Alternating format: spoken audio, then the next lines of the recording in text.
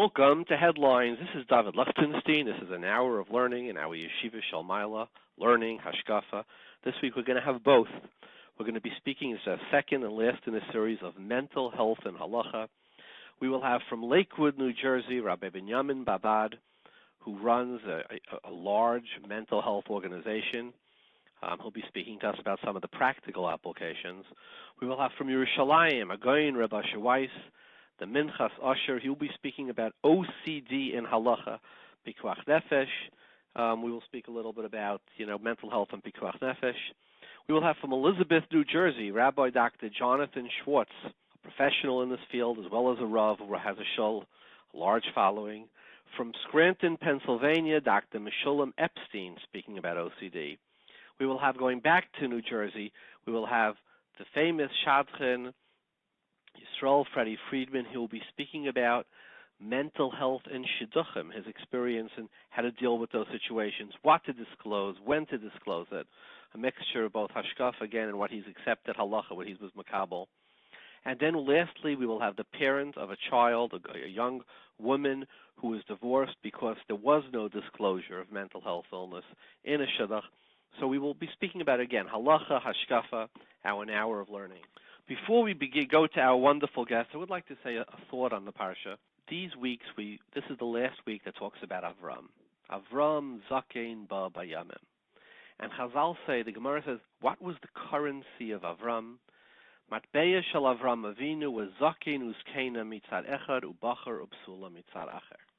So I have a question.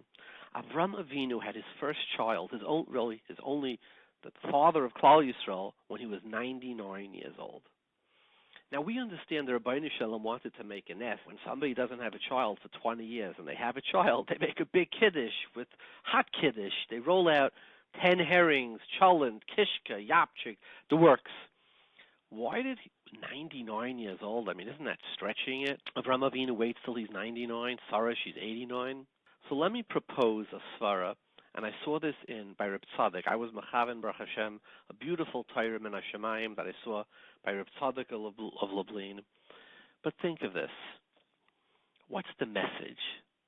Do you know when people get older, how they sort of said, that's it, I'm finished, I'm done, I can't learn a new job.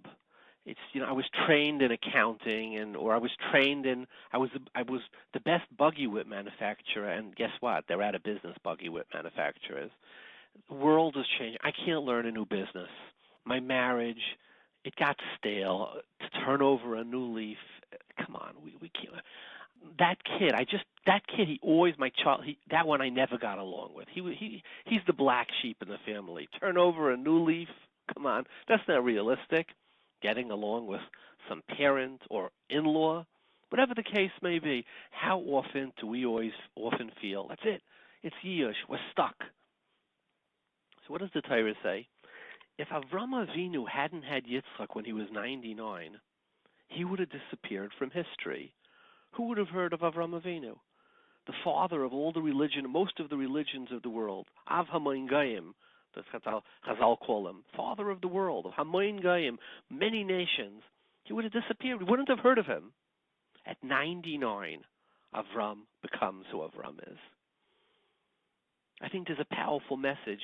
We say, Masa Yagiu Maisei Lamaisei Avoisai. When are we going to be like our Avos? Or like the Navi says, Habitu El Avram Avichem. It's a chiyuv for us to look at our grandfather Avram. So what is it telling us? Us too, we are the grandchildren. We're never too old. We're never too old to accomplish what we're supposed to. We're never too old to forgive who we want to forgive or to ask forgiveness. We're never too old to love, to reclaim love. We're never too old to start over. We're never too old, even 99, to achieve your dream, to do anything you want to. It's never too late to be young again. The currency of Avram, when the Gemara says the currency of Avram, the matbeya shel Avram, the Gemara in Baba Kama Daf Tzadik Zayin, when you say something's his currency, we say the currency of the Chafetz Chaim was Yerushalayim. right? There's a currency of somebody else, of these tzaddikim. There is chesed. The currency of Avraham, the Gemara says, was youth, eternal youth, forever young. And we are his grandchildren. Habitu el Avraham Avichem. I had the honor. It's Matzah Shabbos Shal Lava Malka. Minchas to say stories of Erlich Eden.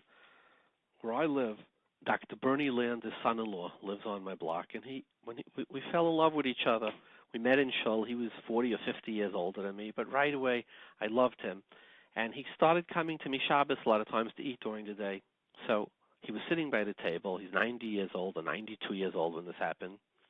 And my shver, Zechariah Levracha, was Rashiva Beis Shrager of Shul Mendlowitz, was 82. So Dr. Lander turns to my shver and he says, Rabbi Mendlowitz, what do you do now? So my shver is 82, looks at him and he says, I just retired.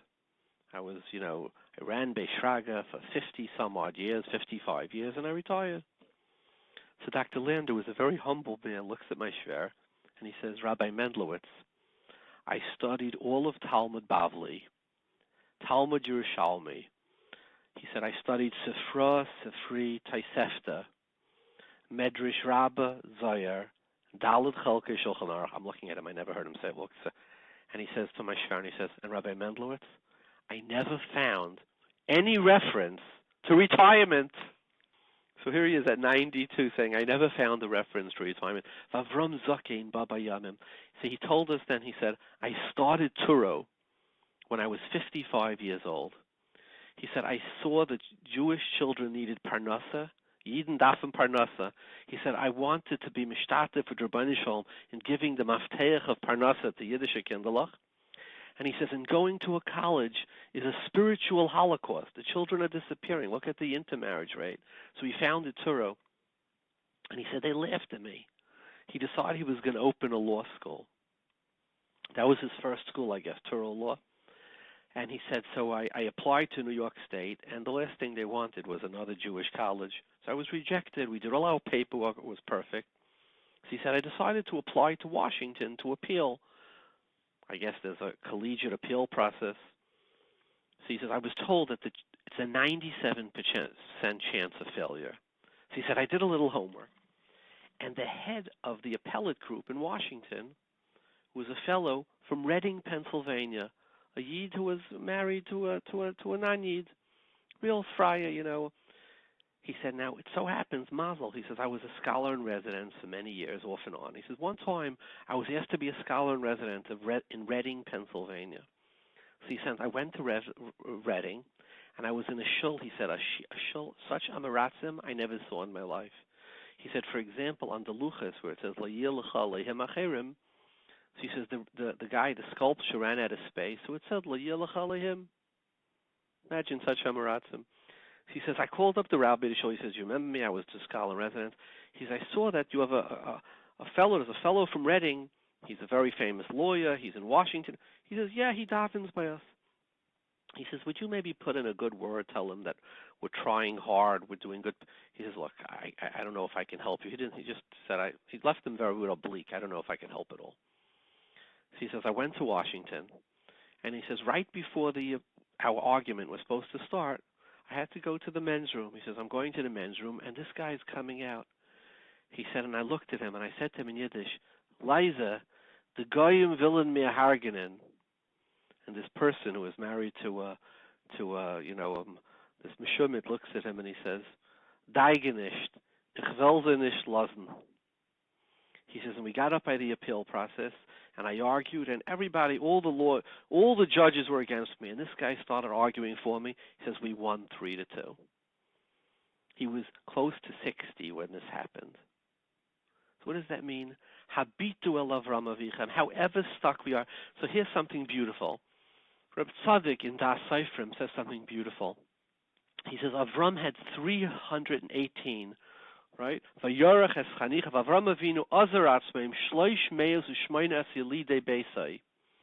He says 318 is begematria Yush with the kail. Avram never came to Yush. He says 318, the Gemara in the Durham says is begematria Eliezer. He says, and that's when it says by Moshe, they were about to kill him. The sword was on his throat, And what did he say? Elekei avi be'ezri vayatzi leini. When you just think, I just ran out of kayach, I can't, it's too hard, a new step in life, he says, that's the message of Avram, that there is no yiyush by a yid.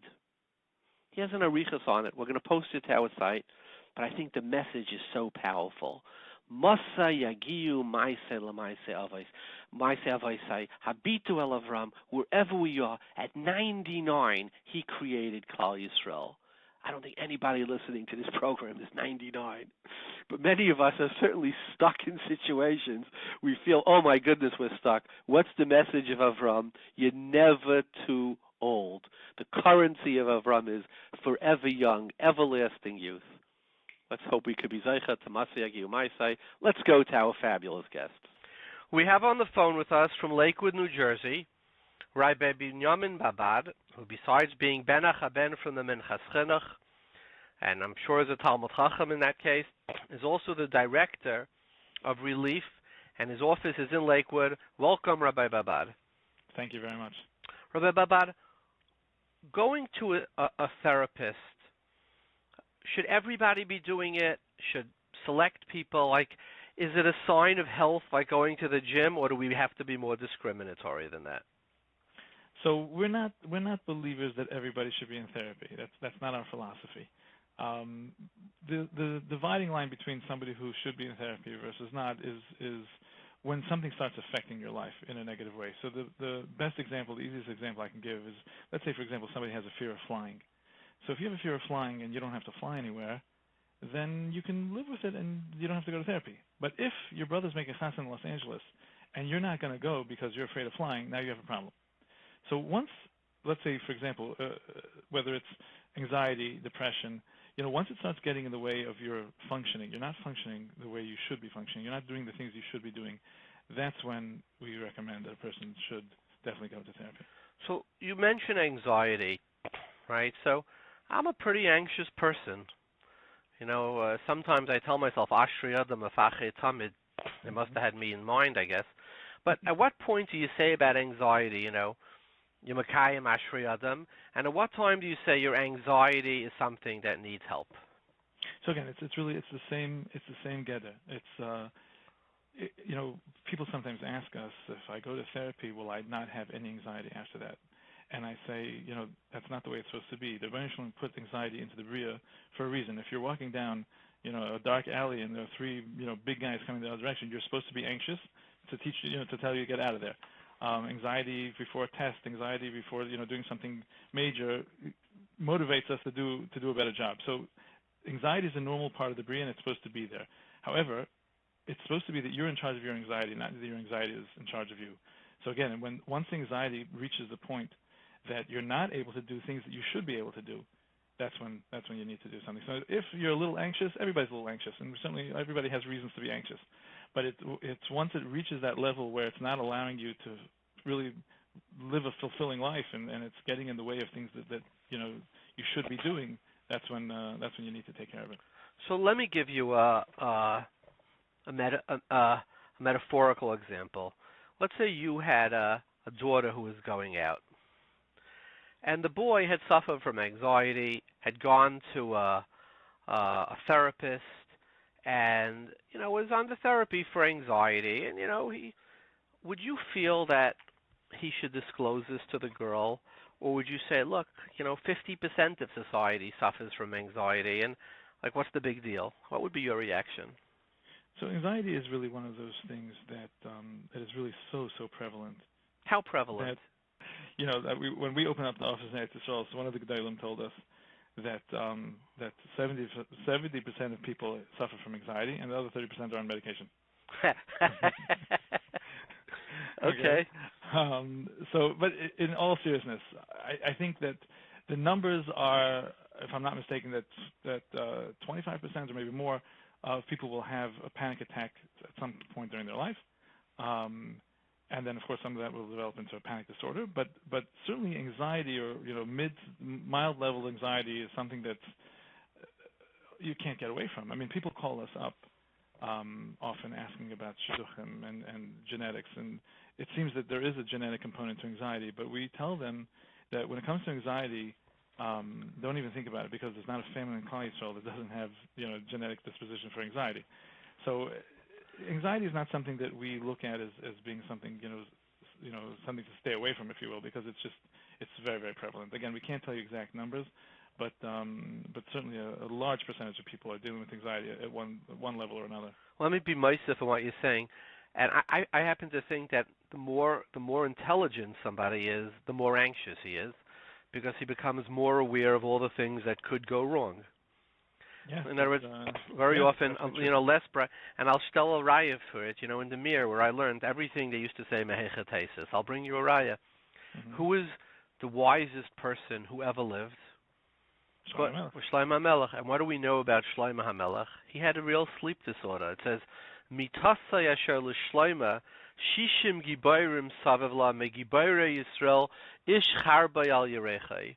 He had 60 people, warriors, around his bed, surrounding him every night, because the wisest men who ever lived thought of every possible thing, every possible person who could attack him during sleep. And I think that you talk about it being prevalent.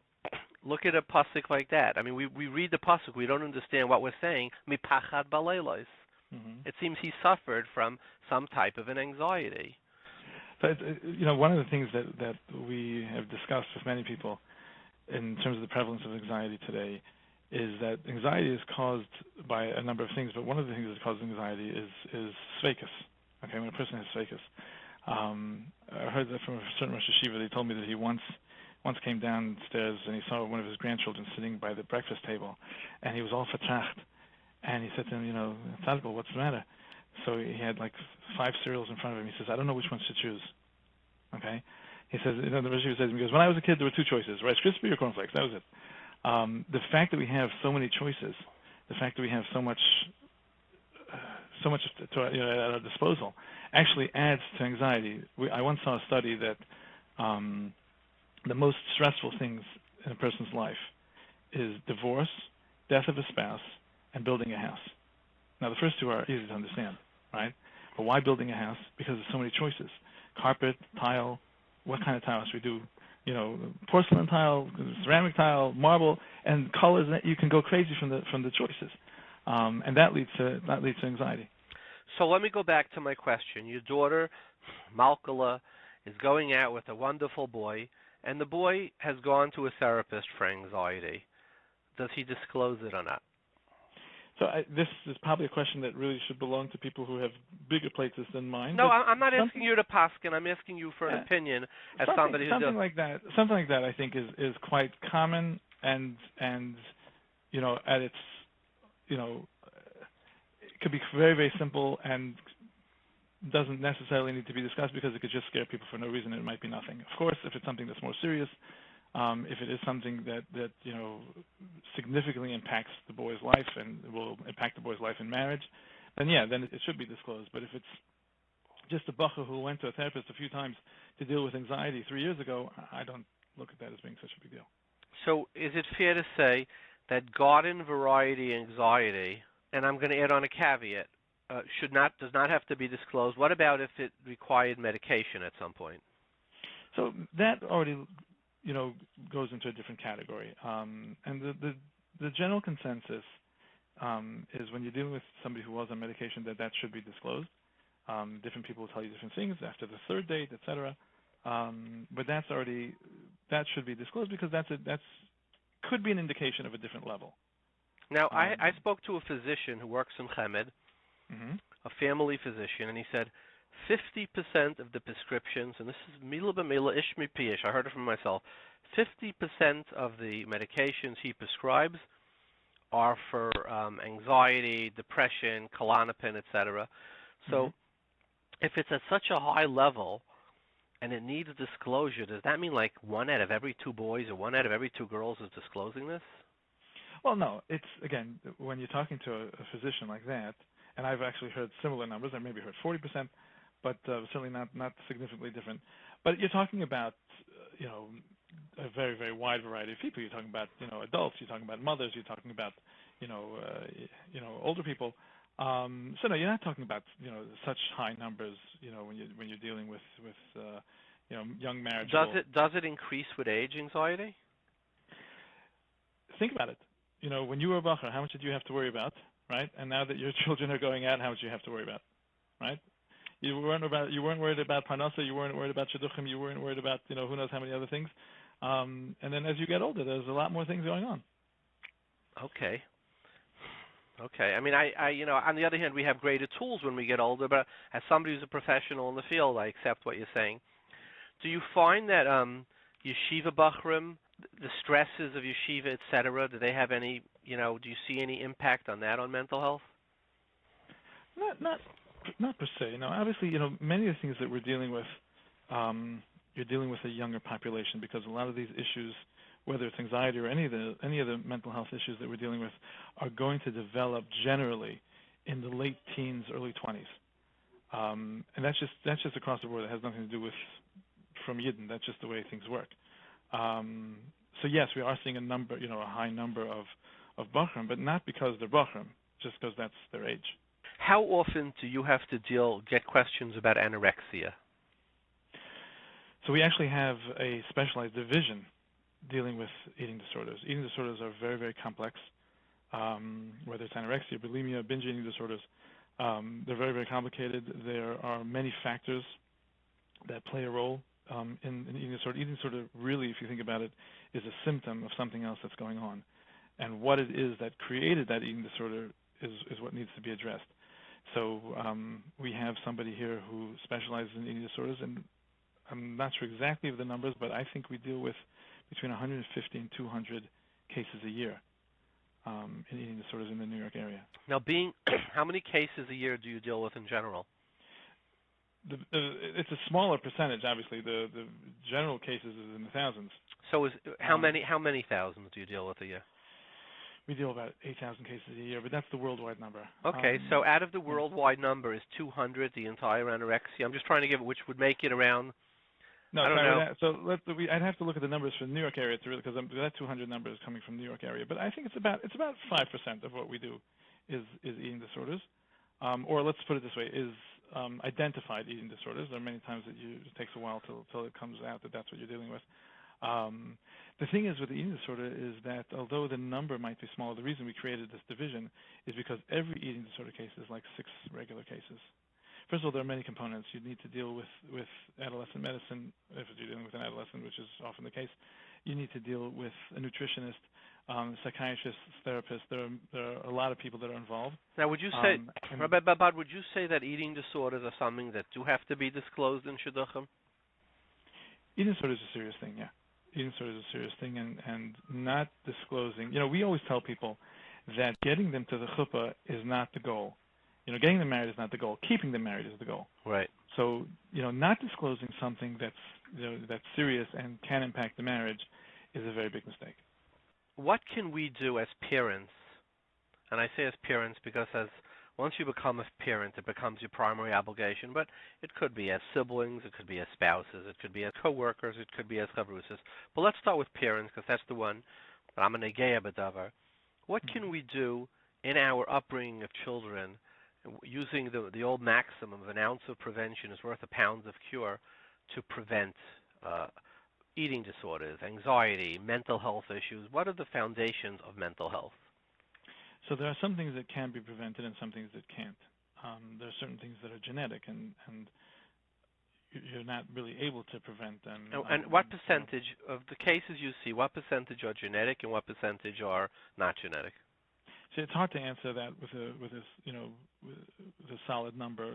As I mentioned before, there's a belief that anxiety is genetic. Mood disorders, bipolar disorder, depression are likely genetic. Schizophrenia is genetic. Whereas personality disorders are not genetic. They're more learned behaviors. So it's hard to say, what's genetic and what's not. But, in terms of prevention, the things that can be prevented. As a parent, when you have an open line of communication with your child, where your child knows that if something is bothering them, that they can come speak to you, they have a place to turn that's safe. That is certainly helpful. It doesn't take care of all the issues. We certainly have to be mispalo. That's probably the biggest thing you could do for prevention. But to be able to create an environment where your child knows that if there's something wrong, they can turn to you, certainly would be helpful for prevention and absolutely for early intervention. So let me talk about that. An open line of communication. given that as humans, and maybe particularly as B'nai Torah, we are particularly judgmental and critical, right? Because again, to be medagdik b'chutei shel yud means we have to constantly be vigilant and watching and careful. How do we, as critical, judgmental parents, how do we maintain that open lines of communication? It sounds like a struggle. It certainly is a struggle, and I'm no expert in parenting, but it's something that we all have to keep in mind. I mean, if we are judgmental and critical, what are the chances that our children are going to speak to us? So I just want to go on the record. Do we have Rabbi Babad from Lakewood, leading one of the largest mental health organizations in the world, saying, and we're going to transcribe this, that to have healthy children, and I imagine that goes to spouses and other relationships as well, we have to have an open line of communication, and the only way, and what will severely damage open lines of communication are judgmentalism and criticism. So again, I'm far from an expert, and this is one man's. Do I see a retreat? Do I hear a retreat here or not? No, not a retreat. Just a caveat, a disclaimer, if you will. I'm an observer, right? I see a lot of things. We're dealing with, like I said before, thousands and thousands of cases. Our caseload last year was over 12,500 people. So by seeing what happens in situations. So that's where I form my opinions, but my opinions are just my opinions. But listen, I think most people would agree that that being overly critical is detrimental. Being too judgmental is detrimental. We know that. I have a raya from a Chazal to you. Oh, go ahead. It says B'tchila ala machshava livra b'midas hadin. Rosh she'ein olam eskayim shitev b'midas rachmim. Din means judgment, right? Right. The Rabbeinu Shalom saw that the world is not niskayim with judgments. If he judges, if he judges, if Kaviyachal judges, and we are mahu afata, if we judge, Ra she'ein ha'olam eskayim. Ha'olam means your family. It means the people you love. It means your community. If we want to be einim eskayim, we have to do b'midas hadin. You want it to be miskayim, it has to be b'midas harachbim. I have a raya to what you're saying. Yeah, there you go. So, Rabbi, let me go back to my questions. What do you do for the Lakewood community? So I think what we do for the Lakewood community is, again, what we do for all the communities that we're in.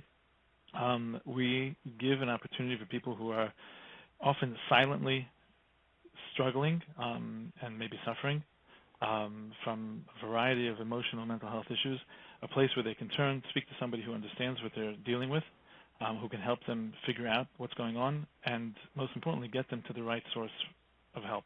One of the things that we are very, very careful of is that we don't play doctor.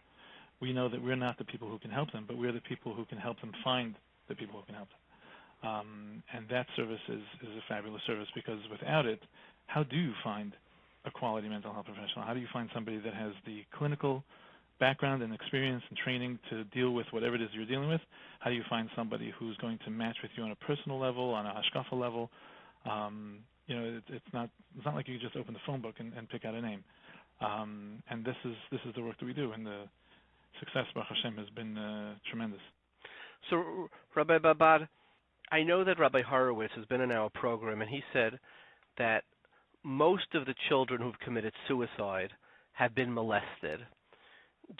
Would you agree that that's the damage of molestation is so powerful, and does therapy help for it? So the damage of molestation is very, very, very terrible, and it's long lasting. Certainly, there are statistics that you can argue maybe a little with, but I don't think you can argue a lot with in terms of children that go off the derech, specifically girls that go off the derech. The numbers of molestation cases are very, very high. What are those statistics? Can you share this with them? Some people will say 100%. If you're talking about a girl who comes from a healthy family, not a dysfunctional family. Dysfunction, everything, that changes the equation. But if you're talking about a girl that came from a healthy family, there are people who will say 100%. I wouldn't say 100%, but I would probably say in the high 90s. The children, girls who go off the derech, is because there's been some type of a molestation in their background. It's very often the case. Again, from a healthy family. So you're saying that when we read in the news about Harvey Weinstein, it's not isolated to the world at large. We have similar issues. When we see a girl off the derech, some type of a religious, I shouldn't say religious, some type of a masquerading religious Harvey Weinstein has gotten their hands on her. And the high 90 percentile, you're saying? That's what it seems to us. And unfortunately, sometimes it's people who are closer than people from outside. Sometimes it's within the family, and that's particularly damaging. But it is something that unfortunately we do see, and we have our radar open for that when certain things are described to us. It usually takes quite a while for it to come to the surface, but eventually that's what we usually find out. And are you able to help? Has Relief been able to help these people? So, Baruch Hashem, there are some really excellent clinicians out there, people who are really well trained, who have the right attitudes, have a heart in terms of being able to help people, mind to help people, and Baruch Hashem, we've seen tremendous help. One of the nice stories that come to mind. There was a young woman who came to us. I think she was like 18 or 19 years old, and she had been abused by a family member, and her family was not supportive. They didn't want to hear from it, and she needed help. And Baruch Hashem, we had some funding available to be able to help her because she didn't have the money to do it on her own. We sent her to a therapist, and Baruch Hashem, I'm glad to report a few years later that not only is she married and has her own family, but she now works for an organization that helps girls who went through similar traumas. Rabbi Baba, talk about the damage that divorce does. Can it be through good parenting, therapy, etc.? Is there damage, and can it be avoided? Can it be helped? So again, divorce is a complicated topic because there are so many different situations. There are situations where, unfortunately, the divorce is called for, and the divorce might even be better. The Baruch Shalom gave the option of a get because sometimes that's what needs to be done. So you can't paint with a broad brush and say, divorce is always going to be bad and there's always going to be damage. However, when the parents are fighting each other and it's a bitter divorce and the children are caught in the middle and are used as pawns, then there's no question that there's significant damage. And can therapy reverse that? So I think that therapy can be very, very helpful in many, many situations. Again, one of the things we have found is that when you have a combination of somebody who wants help and then you match them up with somebody who's trained and skilled to be able to give that help, your chances of success are very high, and no matter what you're dealing with.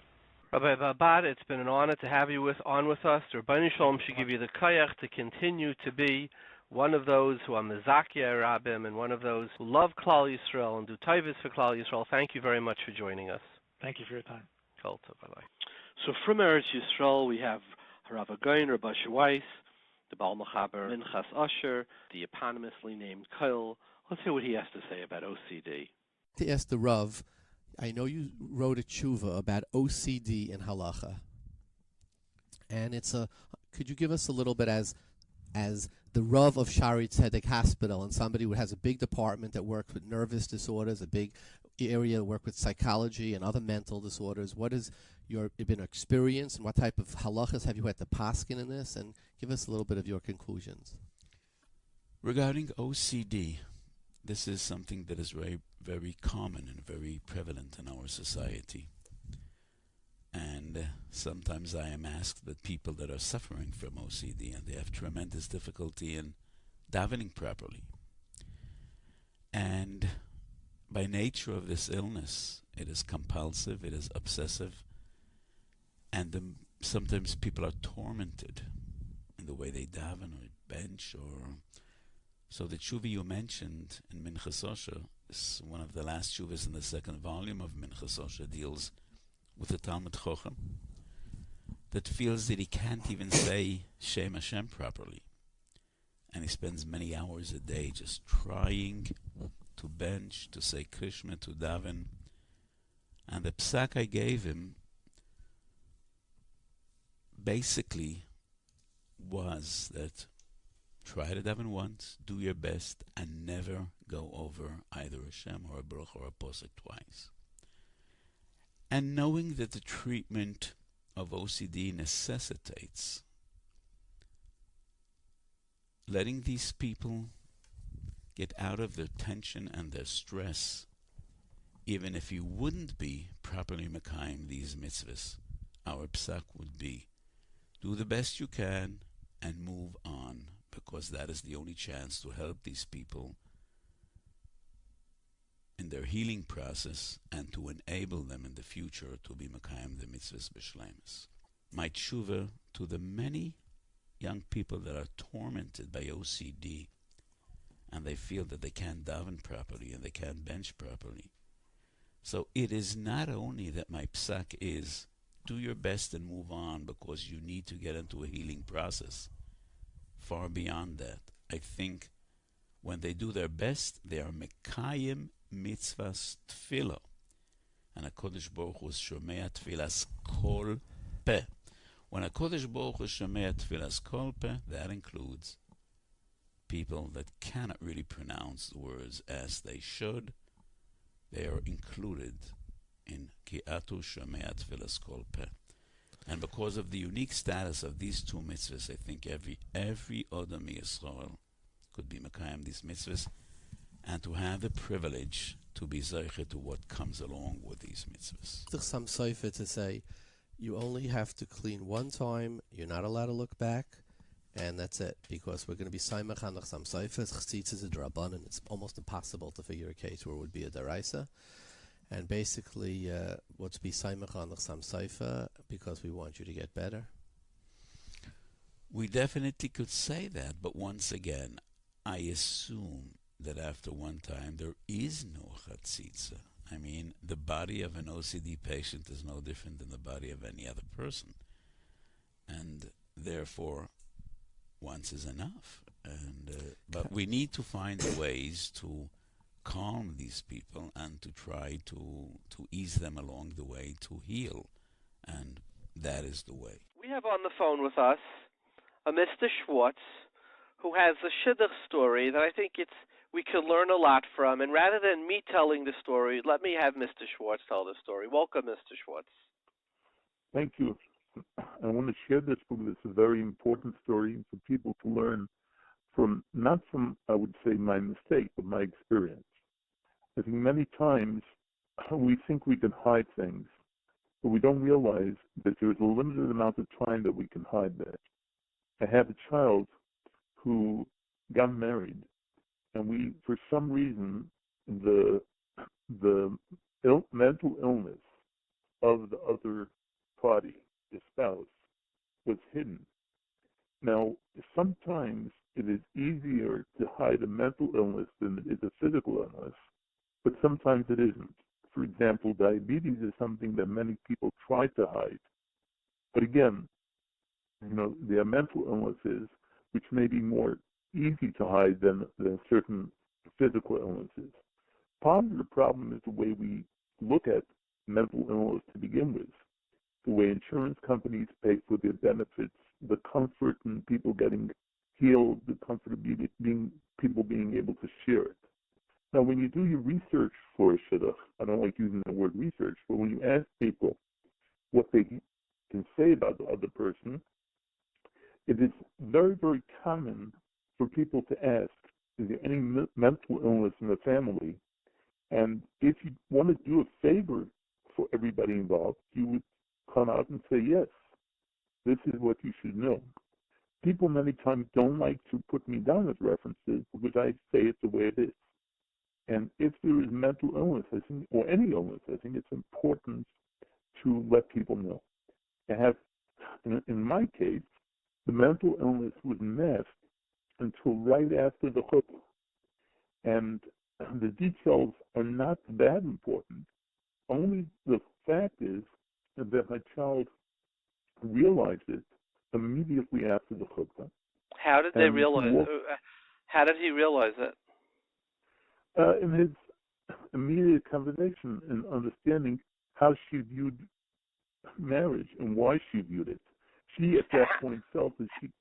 How many times had they gone out, Mr. Schwartz? How many times had they gone out? More than a dozen. And he saw nothing? No, he just saw there was shyness. He really didn't pick up too much. He did question it. But he, even after he was engaged, he was told that this is, you're getting cold feet, and, people like to throw things under the carpet. And what would you tell a parent? What should have he noticed that an intelligent parent should have said, don't give me, I need to check this out more. Like, give us an example. Like, there's always the people, Rabbi Schwartz, Mr. Schwartz, there's always people who say, and look, I employ a lot of people. Don't throw excuses at me if we're going over a cliff, right? So, like, what are some of the things that you say, hey, if you have a child who's dating and somebody says, hey, the boy or the girl is X, you should not take, like, just some bland, rewarmed excuse, but your hackle should go up and you should look at it carefully. I think you have to, first of all, both parties have to realize that you're not doing anybody a favor by not letting everybody know what's going on. You're hurting both both parties involved and their families directly and extended families. You don't realize that the chances of them doing a shidduch after this is greatly, greatly minimized. There are many mental illnesses that can be addressed. They can live happily ever after marriage. And I think if the person knows about it, the chances of that happening are much greater. On the other hand, if a parent suspects or if the child suspects that there's something wrong, they have to be very, very cautious and take the steps to find out what's going on. So it's after the chuppah, and your son realized that the girl's behaving differently, or she was just honest with him post chuppah? It was a daughter. Oh, I'm sorry, your daughter. So was it? Did she just say, "Hey, he admitted it to me," or he just started going off the farm? No. When some questions were asked, his response was, "Well, I don't think that's what a marriage is all about." And okay. She walked out and said, "There's something wrong. I suspected this was wrong." And interestingly enough, she pulled both my wife and I aside and said, "There's something terribly wrong. It wasn't only cold feet. This young man is not well." And what did he have in retrospect? In retrospect, he was right. I don't mean that. Was it bipolar, schizophrenia, like one of these major diseases? Oh, yeah, definitely major. But a lot of these things could be masked, either with medication or people are trained how to hide them. And so what happened? So what happened with your daughter? Did she stay with him? No, not at all. The marriage was not consummated. They had to make a decision, and she made it right then. Do we send everybody home, or do we have a party? And what did you do? She went to the party. All her friends were there. And Baruch Hashem, she remarried a year and a half later, and nobody held it against her. And did the boy remarry? No. And I met with him afterwards, together with his parents, and I made it very, very clear that his condition could be helped. But the only way he'll get help is if he brings it to the table. So did he afterwards, now going out, does he disclose it? I don't think he has gone out yet. I think he's going through the process of the hurt that he went through and partially blaming the people who advised him to hide it. But you say it doesn't help? This is a bigger problem of the way we view mental illness. In the respect of? How we view it, we call somebody with mental illness a Meshulam. What does that word mean? That's a terrible, terrible word. That's a terrible, terrible word. Right? The person is not well. We have to have Rahmanis on him. And just like when we go raise money for somebody who needs special treatment that's not covered by insurance, the same thing should be done for mental illness. But instead, we just wipe it off and we say, why is it that we have a tremendous amount of Rahman as somebody who's being walked around on a wheelchair, but somebody's walking around in a zombie state, you just make fun of him. It's the same person. HaKadosh Baruch Hu brings different forms of illnesses. And mental illness is much, much more difficult to deal with than a physical one. Because the form of cure and what a person has to go through is much more difficult. Because you're dealing with the brain. The least, again, there are emotions involved, there's the heart, there's different things, but it's primarily the brain. And it's the most difficult part of the body to really understand.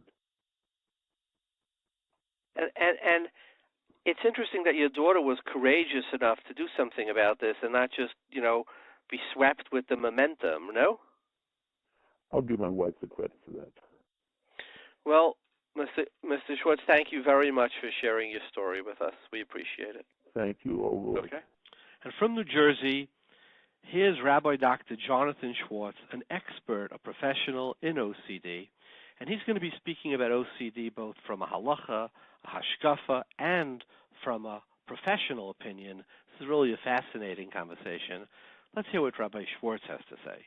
From my perspective, it often comes from a misunderstanding, mistaken beliefs. That's the model I work from, where people walk around with a mistaken belief for whatever reason. It could be something that they heard and they only paid attention to half the shiur. It could be something that they developed within their minds. It could be, for whatever reason, it's irrelevant from where it comes from. It's more relevant to me as a therapist to help the person understand you are thinking these errant thoughts, and as a result, it's causing you to have doubt, and as a result, you are scared, and as a result, you're going to extremes that aren't reasonable. And if it's religious-based, you're turning it into a religious halachic matter, and that's a problem, whether it's in davening, or it's in kashrus, or it's in karos hamishpacha, or it's in Pesach and Pesach cleaning. Whatever it is, your goal is to be poshet all shilas of doubt. You want to get rid of any sort of concern, because what you're really going after is this major fear you have. And in most cases that I've worked with that are scrupulosity-based, they're often based in some variation of, I don't want the Ribono Shel Olam to get angry at me, I don't want to be punished, I don't want to go to Gehenna, etc. We all don't want to go to Gehenna, but it's not the totality of why we do Torah and mitzvahs. We all don't want to do the wrong thing, but it's not the totality of how we engage in what we do. And as a result, we are able to put it into a context and live in a more healthy environment and live within the boundaries of the halacha that also has room for sfekos and tells us what we're supposed to do when we have a safek. And somebody who's so overwhelmed with that thought and that concern, so concerned about it, he or she will wind up rushing and running to try to do whatever he or she can to get out of the doubt. And sometimes they wind up distorting the halacha as a result. So is it curable? Or is it more like alcoholism where you just have to sort of avoid it? Baruch Hashem, I like to believe without a doubt that I've had some wonderful success. But the word cure is a very exciting word. To me, the definition of cure is that something is not working right now and something can work down the road. And if I learn certain steps, then I can make it work. A person who has OCD is a person whose life is disordered. Doesn't mean he or she will never have the thought again. If your goal is to never have an obsessional thought, then that's ridiculous. The person, every single one of us have obsessional thoughts.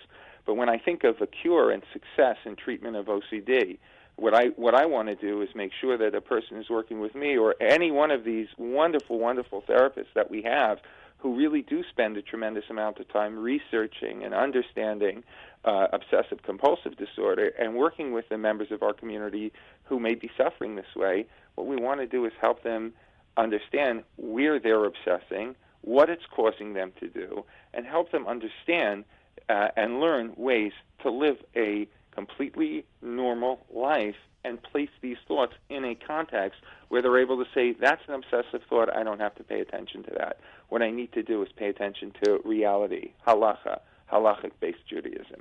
We have from Scranton, Pennsylvania, a medical professional who has devoted his career substantially to the issue of those who are unable to control their impulses. Meshulam Epstein, welcome, Meshulam, and we look forward to speaking to you on this topic. Thank you for joining us. Sure, my pleasure. Great to be on your program. So give us a little bit of insight. How do we deal those? How would you talk to somebody who is struggling with this phenomenon? So the gold standard of treatment for OCD is called exposure and response prevention, and that basically means that the person is guided to expose themselves to whatever it is that they're afraid of, and in this case it's fear of Gehenna, a fear of being over a halacha, and not doing what they would normally do in response to that fear. So it would be repeating something, doing it over again, or asking a lot of questions is also a compulsion. So that is really what the gold standard of treatment for OCD is. I'd like to say something that I think is critical in understanding this as it relates to halacha. The people who suffer from OCD, the most painful element, or the thing that keeps them doing their compulsions, is their inability to tolerate uncertainty. Maybe this happened, maybe this is treif, maybe my tefillin are in the wrong place, maybe I made a nether, maybe I damaged somebody. And in my practice, probably over 95% of the OCD patients that I treat are people who suffer from halacha OCD. So we have to be very careful when we go to a Rav, because what happens is if they get reassurance from a Rav, we may be unwittingly feeding into their OCD by providing reassurance from a Rav. And what happens is every time now when they have a question, they're going to have to go to a Rav to get reassurance. Is your point that you would go to the Rav to basically, for the more radical part of what you want, but basically the goal is to allow the therapist the arbiter of most of the critical decisions? Yeah, he can be, because we can look around and see what people do. Because basically most of what he's concerned about really is things that are really very simple, and any logical therapist, these are the things that your average person struggles with, so he's very equipped to make most of these decisions. That's your Absolutely. point. Anyone, it's just a regular life thing. And we know as therapists that most of these questions, most of them, not all, don't fall even into the realm of what you would regularly require a Rav for. So you would really need a Rav for very, very few issues. And the therapist, if he's a Ben Torah, is really equipped to make the great majority of the decisions of what a regular OCD person would. And sometimes asking a Rav really could provide more certainty for the person, which is the worst thing for an OCD person. What we're trying to do is condition him through these behavioral exercises to accept more uncertainty. Which is really the realm of most of us live in, is the world exactly. of uncertainty. That is part of my spiel. Exactly. I say your reality is no different than anyone else's. You just unfortunately suffer from anxiety that constantly reminds you of that small chance of something going wrong. But the reality is we all live in the same world, and everyone lives with uncertainty, whether it's halachic uncertainty, physical health uncertainty. You know, there's many, many decisions in life that we don't get to know how great they were. Sometimes we don't get to know until later in life, and sometimes we never get to know. So really the critical issue is, and many of my clients have told me that that's what's made a difference for them, is that we really push the acceptance of uncertainty, which is ubiquitous. Everyone has to live with it. It's part of life. So uncertainty is a part of our halachic lives. There's no way to avoid it. And this is what we want our clients to learn, instead of their compulsions being a way of running away from uncertainty.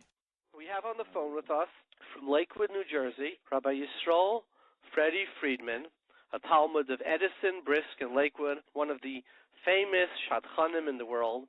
And I say that with the greatest respect, because we know that it says, the Gemara says, what does Kaviyachal do? Now it says he's Isaac and shidduchim. That's what the Rabbi Shalom does. So it's a truly, somebody says you have the same business line as the Rabbi Shalom. I think that's a very admirable thing. Welcome, Rabbi Friedman. Thank you, and I appreciate it, even though this is short notice. Rabbi Friedman, you know, as a shadchan, you've probably come across, and this is the extreme, but you always make a point by going to the extreme. People who, got divorced within the first week of Sheva Brachas. Yeah. And that almost, for the most part, that means that there's some mental health issues involved. And I had by me a guest on just literally the last few days of Yom Tif, and she said that she had a friend who the boy was on drugs. They didn't tell her, on mind-altering drugs. In their first year, he went away for Pesach. He decided he's not taking his drugs anymore, and he gave her 2 black eyes. I mean, he became crazy, and they got divorced. And it's 35 years later. The girl never remarried. Unfortunately, some people get scarred and they never, right? And to me, if somebody had asked about that boy and knew about him and didn't disclose that he's on mind-altering drugs, and I'm not talking about somebody who had some depression or who was anxiety, and didn't disclose it, whoever didn't disclose that is, to me, karev to a reitzeach, not only of this girl, but all the children she could have had. What has been your experience about people, and you deal with this on a daily basis, covering up? Like, do you say honesty is more the norm? Are these the exceptions? Give us a feel for what. I'm sure you've spoken to Rabbanim and Gedolim, and you have a big hashkafa about it. Tell us what your hashkafa is. I mean, I'll be honest with you. With mental illness, I've never been able to wrap my head around it. When I first started doing shidduchim, a close friend of mine, a mentor of mine, was a lady. She's, probably 35, 40 years my senior, and she'd been doing shidduchim for many years, called me up about a certain boy who suffered from bipolar, but she said, he's such a great guy, he's so normal, and if he's medicated, it's not a problem, and he's gotten clearance from his therapist and his, psychotherapist and whatnot, and if I have, a shidduch for him, and the truth is that I had just met a girl who came from a family that would, let's say she was at a little bit of a disadvantage in shidduchim. Not a little, but a lot of a disadvantage in shidduchim. And I thought this would be a tzugapas, a shidduch. But I said to the boy's parents, I said, I'm not going to go into this unless he discloses it after the first date.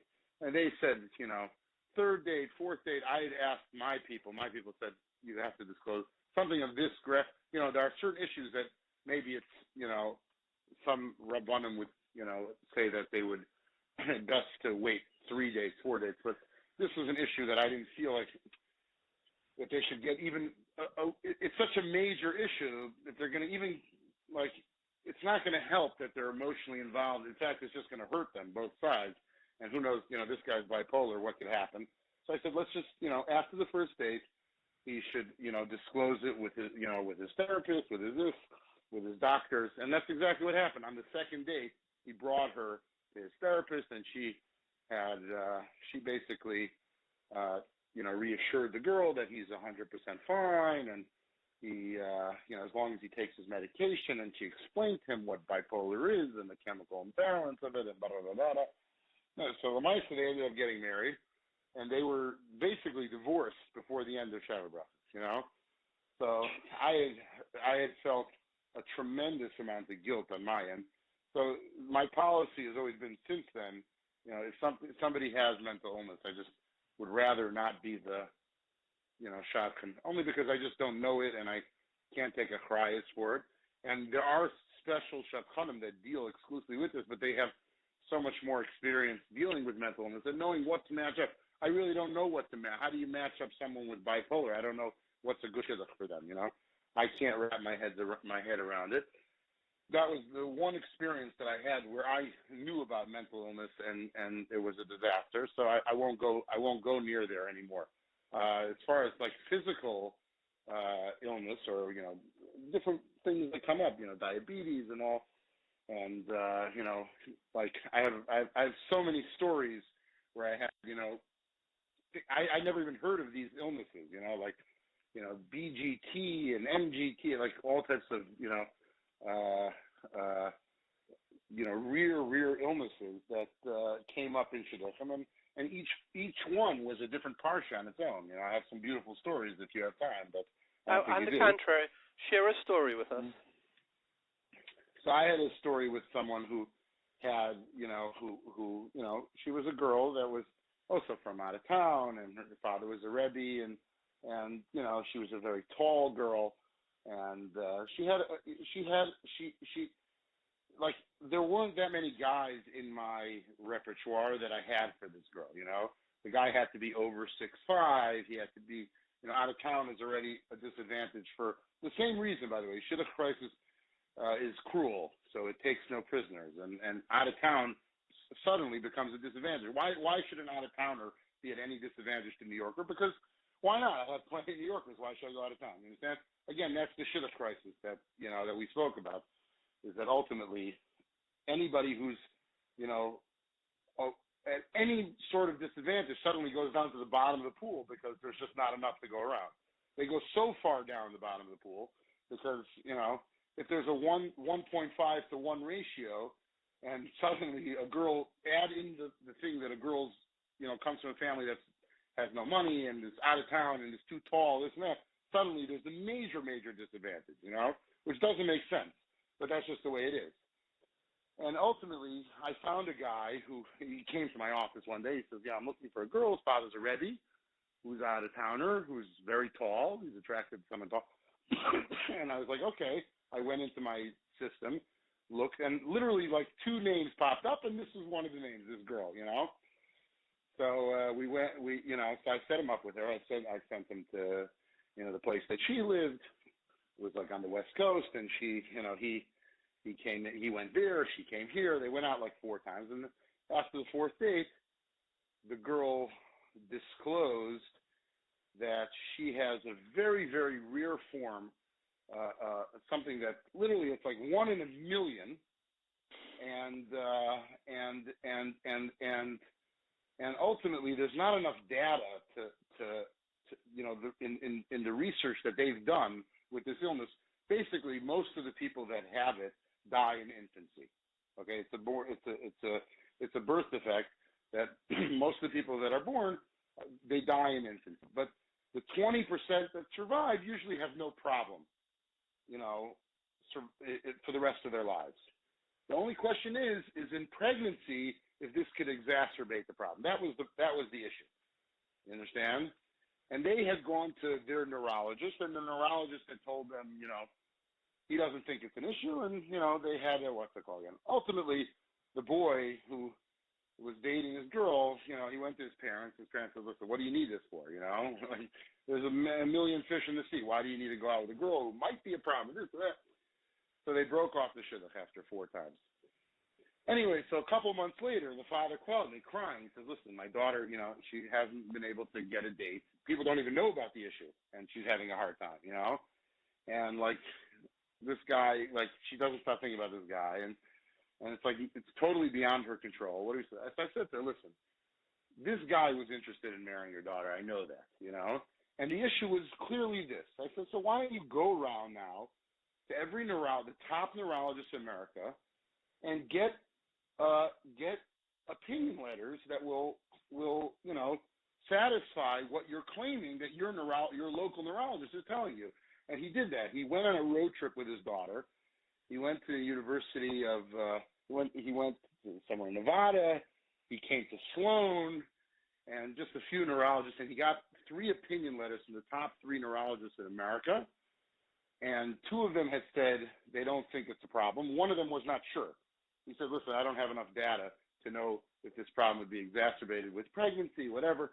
Ultimately, they put the question together. They brought the Shiloh to Reb Chaim, and Reb Chaim, and I had the boy, because I went down to the boy and his parents, and I said, "Listen, at the end of the day, the girl went around. She went around on a 2-week road trip, meeting with neurologists. They were reviewing her MRI. At least go into Reb Chaim and present the Shiloh, because who else are you going to go to that has Ruach HaKodesh that could make a decision like that?" And he brought the Shiloh into Reb Chaim. Reb Chaim looked at the papers and all the documentation, and he said, "Ein shum chash sakana." That was his psak. And that's it. And they got married. Baruch Hashem, they got married. And they had kids, and they never had a problem with pregnancy. So Baruch Hashem, was a happy ending. But ultimately, it's a story about perseverance of a father who loves his daughter, who will do anything to to make it happen for her. I mean, it's a beautiful story. Unfortunately, a lot of times it doesn't have a happy ending like this. But that's a story for people that are struggling with some sort of, physical or, challenge. So the message is get the data, you're saying, so that if you need it, you could present it. Yeah. The DATA. So Rabbi Friedman, so are you a believer then in full disclosure of physical or mental issues, mental health issues? 1,000,000%. There's no point of not disclosing. I mean, we've all heard of stories that people who didn't disclose physical ailments that ended up divorced because of it, because it's the complete total, and you know that your spouse is going to find out, right? So it's just, medical records are there. So now, what do you feel about, Rabbi Friedman, what do you feel about, like Lashon Hara? People are worried, it's Lashon Hara, it's Lashon Hara.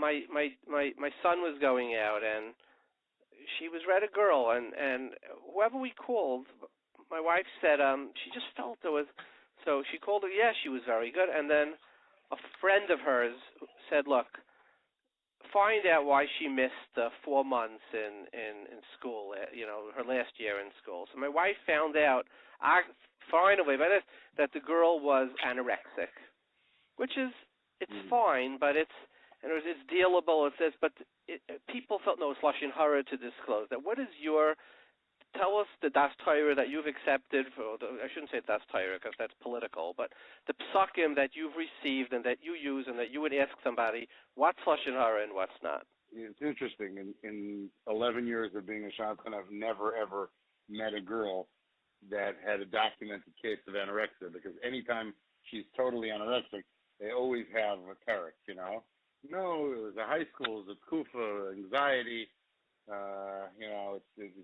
she loves food, so there's always like that's almost the worst label to have in shidduchim is anorexia. And that's why people seemingly, to me, it looks like people are trying to hide it because and I don't blame them, because you're in a very, very tricky position when it comes to these types of disclosures, because it could mean it's like a death sentence in shidduchim. If a girl gets labeled as someone who has an eating disorder, and again, a lot of times people don't know the facts. But girl, she's at school for 4 months. Maybe she was anorexic. Maybe she wasn't. Maybe she was dealing with a different issue. A lot of times people speculate, and it's hard to be the one that takes the prize. And again, of course, I'm not a Rav. I never claimed to be a Rav. I don't know Hilchos Lashon Hara at all, so I can't tell you the halachic ramifications of it. It's not my area of expertise. But I could tell you that, you have to think before you talk also, and also you have to be able to have, listen, let's put it this way. If your sister was in shidduchim, okay, and your friend you thought had a mental illness, would you telling your sister, would that be Lashon Hara? No, right? That's someone you care for, and that's your own speculative thing, and you could trust them and that it's not going to go further.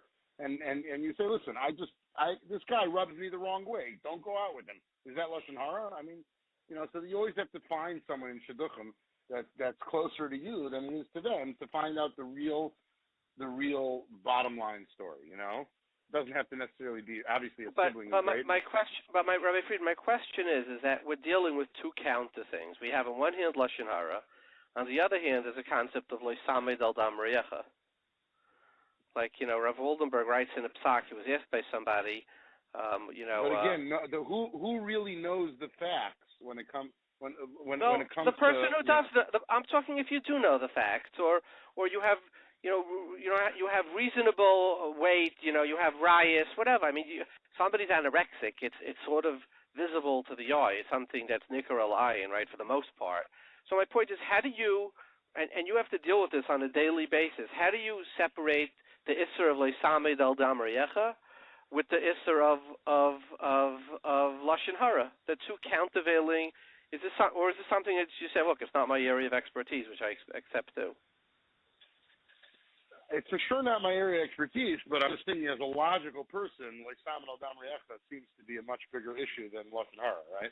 Right, So, I would agree with that. Just from a logistical perspective, obviously, if you're putting someone in a position where they're going to ruin their lives with their whole. First of all, it's probably not lashon hara. Again, I don't know the hilchos lashon hara, but if you're going to ruin somebody's life by not by no, it's certainly it would certainly be l'tayeles, yes. Right. Okay. So then that's not a question. So now so would you, is the question so would you of a say gray then area. So would you say that in your experience, do people disclose what they should disclose? And I'm not talking about the individuals. I'm talking about when asked for information, do you find that lashon hara trumps leisamed al dam re'echa for the most part? Again, I think people are honest with their friends. There's loyalty.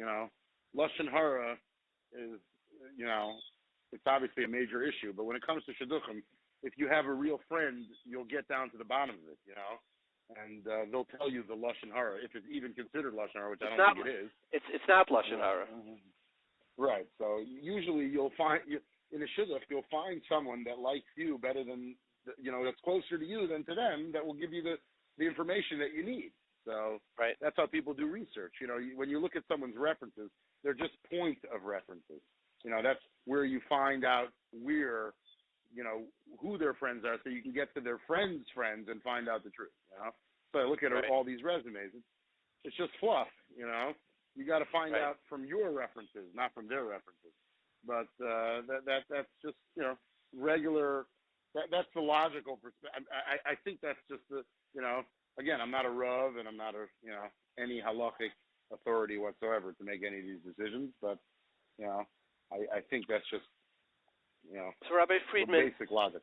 There's a stigma if a poor boy went to a psychologist, if a girl went to a psychologist, if the parents, anything, like it's the most covered up thing, they have back entrances. Now, the world where I come from, if you didn't go to a psychologist, it means you probably work for the post office. It means you have no struggles. You don't have any stress in your life, which means your job is, or whatever you're doing is not a stressful area, which means you probably, your head is as flat as an aircraft carrier. You have no, it just means you're a bland person who has never pushed, never stressed, never tried. I mean, almost every successful executive I know has coaches, psychologists working to keep them in, just like a physical coach, really running at all cylinders hitting. I mean, getting the noise out of their head, getting conflict out of their head so that their focus could be like laser focus. And yet in the Haredi community, it's like this, if you're a psychologist, it's like cheresh, shaita, v'katan. I mean, unfortunately, too many people in leadership have not gone to psychologists, and they should have, and we'd be a much better community for it, right? So talk to me about this stigma, and is there any way to address it? Again, a lot of this goes back to the shidduch crisis, supply and demand, you understand? And that's what puts everybody at a disadvantage. So anything that's an eyebrow raiser or that's chas v'shalom not in the norm is automatically stigmatized. I mean, that's just the way it's going to be. And therefore, when someone goes to a psychologist, people are just like, what do I need? What do I need that for? You know what I mean? Why not what you need it for? Because the person is very self-aware, and they're trying to fix something rather than brush it under the rug. And they've probably come to they're enlightened. They understand conflict. They understand. Whereas the other person is probably a good person to learn the daf yomi or to make a potato kugel. Maybe that's why. Listen, I can't say you're not right, but again, me and you are not going to change the stigmas that are out there. And you're right, probably everybody should be seeing a psychologist. But that's unfortunately not the world that we live in today in this, insulated community. And again, everything is a mehechatesi concept, like why should I go there when I can go elsewhere? I have so many options, So ultimately, Rabbi Friedman, I would just say it comes back to the top boy and the top girl, and they made 10 potato kugels. That's what they made together. Well, maybe if they had an element of awareness, doesn't it show somebody who's trying to grow, somebody who's addressing, somebody who's curious? If we want to just go with the status quo, your children will be status quo. If you want to go with the bland and the boring you will have bland and boring children, and you will have a bland and boring life. I hear you. I mean, just look at the great business leaders of our generation, right? I mean, Jeff Bezos, I mean, he first of all, he looks like the Satan himself, right? I mean, this pointy-headed, bald guy with the strangest, but he's changed the world, and the things he says, and he'll talk about his coaches and his. I mean, if you want to move mountains, if you want to make a difference, you're going to have to encounter stresses in life. So I would think it would be something that is embraced as self-awareness, as growth, rather than being seen as something that's, it's a very, antediluvian sort of anachronistic attitude, no? Am I being too simplistic? No, you're not being simplistic at all. I mean, ultimately what you're saying is correct, and goes back to the point where, just because someone is a top guy on what we call the shidduch market doesn't necessarily mean that they're going to be a top guy in life. And usually the guys that, are very, very, very successful in any area are not necessarily considered the top guys because they come with flavor, and anybody that has flavor is automatically an eyebrow raiser. Anybody who's who again, like business leaders, they're not the biggest bali midas. They're usually a shark.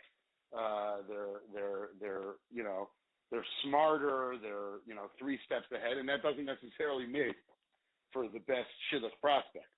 So you're right. People have to try to find. I tell this to people all the time. Find the diamond in the rough. Find the guy who You're right. Today, maybe he's not such a conformist, and he's a little bit more of a mechutzif, and he doesn't necessarily he goes to the beat of his own drum, and he doesn't just follow the sheep to the slaughterhouse. But look for a guy who could be his own person, and who could be who can be creative, and the most creative minds of our society are people that would be undesirable in the shidduch market. You know that. You're saying the Avraham Avinu, who was Kol Olam Me'ever Echad Mehu Ve'ever Hasheni, would have had a real problem getting a top girl today. I don't know, but I'll tell you this much: if you're blah blah, then you're fine. All you have to do is just never make a peep, never make a sound, be a goody two shoes, and you'll be fine in shidduchim. That's the best. That's the best shidduch recipe. Don't do anything extraordinary. Don't do anything crazy. Just say blah, and you'll be fine. Rabbi Friedman, Rabbi Yisrael, Freddy Friedman, thank you for your time. It was wonderful, enlightening speaking to you. Thank you. We'll be in touch. Have a good day. Bye-bye. Okay. So this wraps up our 2-week segment on mental health, which I think is so important for us as Yidden, because what are we? We're the Am HaSefer, Am Novoin V'Chacham. If we would be football players or basketball players, athletes, it wouldn't be very important, mental health. But just as important as a trainer, a physical trainer, and a gym, and a set of barbells, and a running track, great facilities are important to the boxer, to the etc., so too is the mental gym, clearing up our disabilities so that we could be Am Novin V'Chacham, to the Am HaNifchar, the Am HaSefer, the Am that is Kulei Sichli, the Kol Yaakov. And just as we use modern methods for medicine, we use cholesterol medication, aspirin, allergy medication, allergy shots, etc. So why don't we make use of the new breakthroughs, medical breakthroughs, on mental health? So we discussed reversing the stigma. We spoke about how many Rosh Hashivas, Chachamim, etc. use mental health professionals so that they could be at peak performance. We spoke about it from a shidduch-based level. We spoke about how to interview a therapist, what type of professionals. Can you get somebody who is just, he says, look, I'm a really smart guy. I can do this. We've had scandals, unfortunately, in our community and these people have molested, caused great harm, or do we go to somebody who actually has a shimush or a degree? And then we spoke about OCD. We spoke about Pikuach Nefesh. So that's the roundup. I hope you enjoy it. Wishing you all the best. This is David Lichtenstein from the Yeshiva Shel Ma'ala. I look forward to speaking to you next week.